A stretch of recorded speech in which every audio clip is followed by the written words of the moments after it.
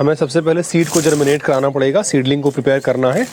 और सीडलिंग को प्रिपेयर करने के लिए हम इस तरह से जो मीडियम साइज़ की सीड ट्रे है इसको ले रहे हैं और इसमें ये गोबर की खाद है।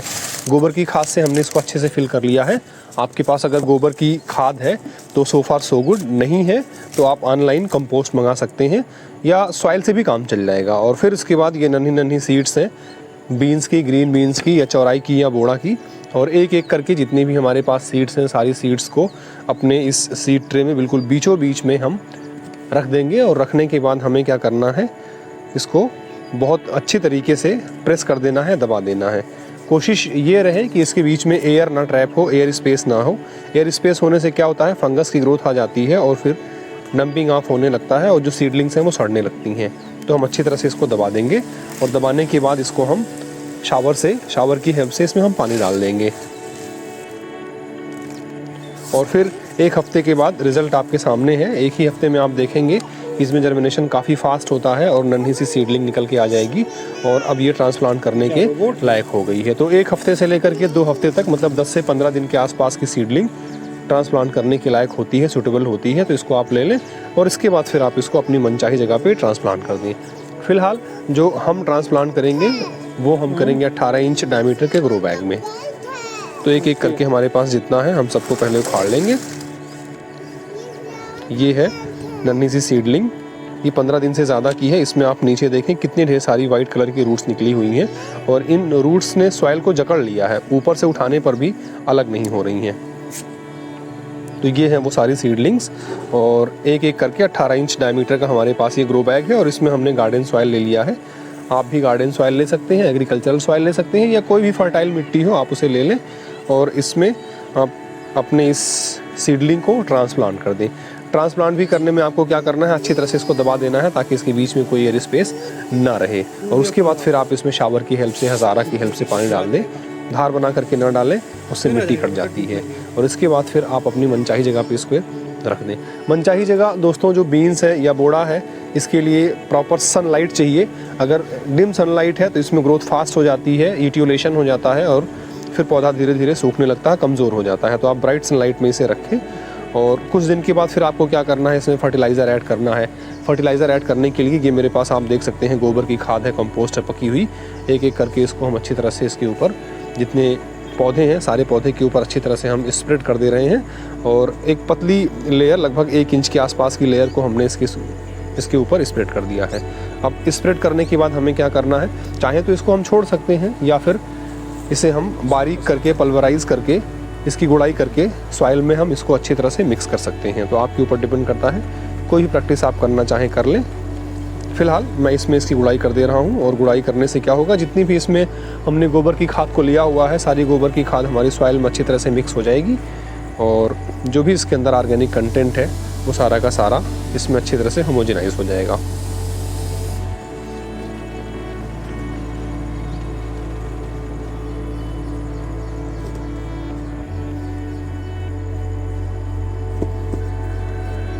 ये जो प्लांट्स हैं ग्रीन बीन्स के या बोड़ा के या चौराई के, ये लगभग 1 महीने के प्लांट्स हैं। 10 से 15 दिन की तो सीडलिंग थी और उसके बाद फिर इसकी ग्रोथ लगभग 10 दिन की हो गई है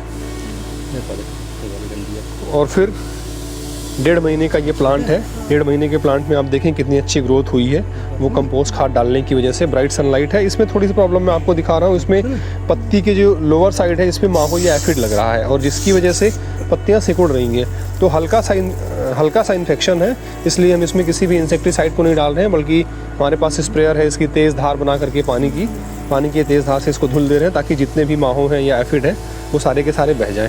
ज़्यादा इन्फेक्शन होता तो फिर उसके लिए हम साइपरमेथ्रिन लेते या अगर इंसेक्ट का या चींटी का इन्फेक्शन होता तो फिर क्लोरपाइरीफॉस लेते। आप देख सकते हैं ये 1.5 महीने की हमारे पौधे हैं ग्रीन बीन्स के या चौराई के और इसमें नन्ही नन्ही बड्स निकलने लगी हैं। अब ये जो बड्स हैं इनको ओपन होना है, इसलिए फिर से इसमें न्यूट्रिशन की ज़रूरत पड़ेगी और इसके लिए हम इसमें ऐड करेंगे NPK।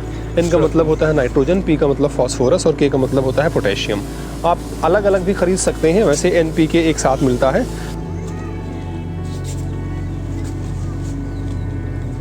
दोस्तों आप देख सकते हैं NPK डालने के बाद बीन्स की ग्रोथ कितनी ज़्यादा हुई है और पूरी तरह से ये घना हो गया है अब इसमें जो बड्स निकल रही हैं वो फ्लावर में कन्वर्ट हों, इसलिए इसके ऊपर प्रॉपर सनलाइट पड़नी चाहिए। और इस वजह से जितनी भी इसमें पत्तियां हैं, नीचे वाली पत्तियां जिसकी फ़िलहाल कोई ज़रूरत नहीं है, सिर्फ़ और सिर्फ वो घना कर रही हैं, उनकी हम पिंचिंग कर देंगे। एक एक करके सबको हम रिमूव कर देंगे।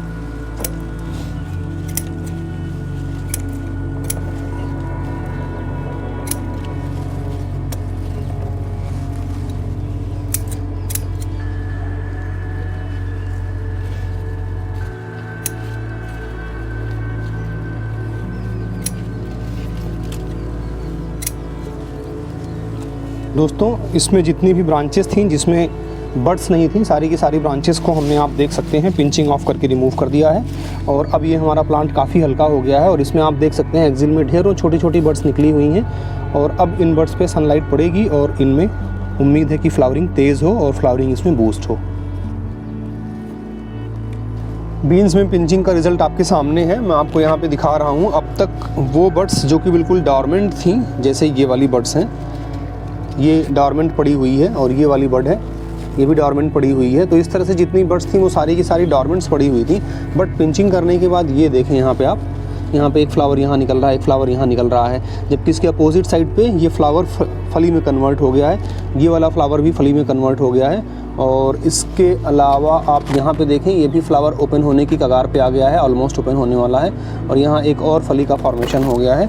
और इसके अलावा आप यहाँ पे देखें, यहाँ पे भी फ्लावर्स बड़े हो रहे हैं और यहाँ पे फिर ये फ्लावर ओपन हो रहा है, खिलने के कगार पे आ गया है और यहाँ पे एक फली भी बन गई है। और इसके अलावा आप यहाँ पे देखेंगे तो ऊपर की तरफ इसमें काफ़ी तेज़ ग्रोथ हो रही है और ये जो स्टेम है या इंटरनोड है वो इलांगेट कर रहा है। तो एक एक करके सबसे पहले ये जो ऊपर वाली टिप है सबको हम रिमूव कर देंगे, ताकि इसमें जो ओवर ग्रोथ हो रही है ऊपर की तरफ वो रुक जाए और जो साइड ब्रांचेज़ हैं वो बढ़ें, प्लांट घना हो।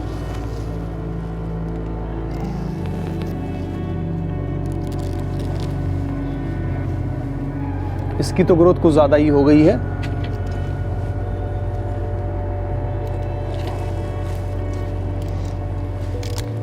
अब इसको हमें क्या करना है, इसमें जो फली लग रही है इसको सपोर्ट करने की भी ज़रूरत पड़ेगी। तो हमारे पास ये बांस की कुछ डंडी है और इन्हीं डंडी को हम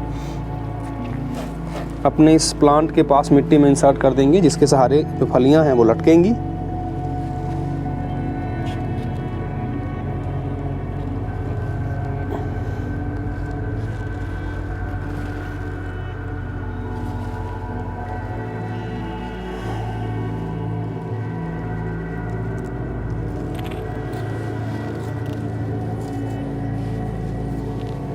मेरे पास इस तरह से कई सारी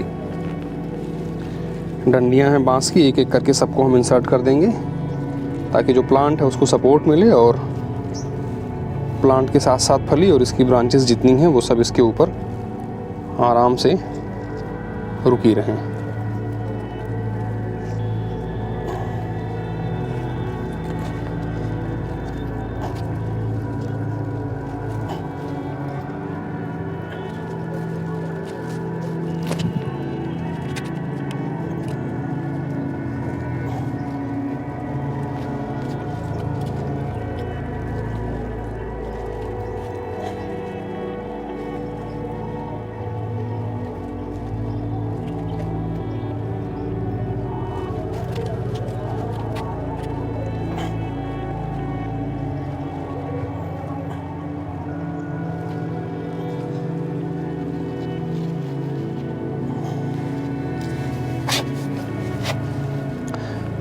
मैंने इसमें कंप्लीट सपोर्ट लगा दिया है। अब जितनी भी ब्रांचेज़ हैं वो इन बांस की डंडियों के ऊपर रहेंगी और फली का भी लोड इसी के ऊपर आएगा।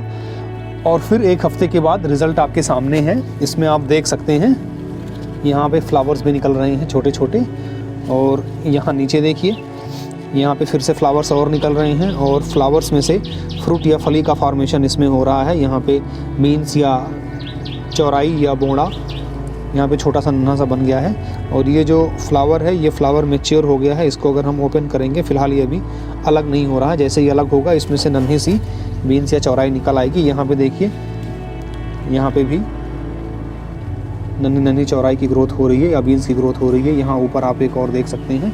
और इसके अलावा जो फ्लावरिंग हो रही थी उसको आप देखें यहाँ पे पूरी ग्रीन और बड़ी बड़ी बीन्स में कन्वर्ट हो गई है। और ये इतनी हेल्दी हो गई है कि इसकी हार्वेस्टिंग हम कर सकते हैं। तो फ़िलहाल इसको एक एक करके हम तोड़ लेते हैं और तोड़ के इसको इस्तेमाल कर लेंगे। और इसके अलावा जो फ्लावर अभी लग रहे हैं या फ्लावरिंग कंडीशन में हैं, उनकी भी ग्रोथ होने लगेगी।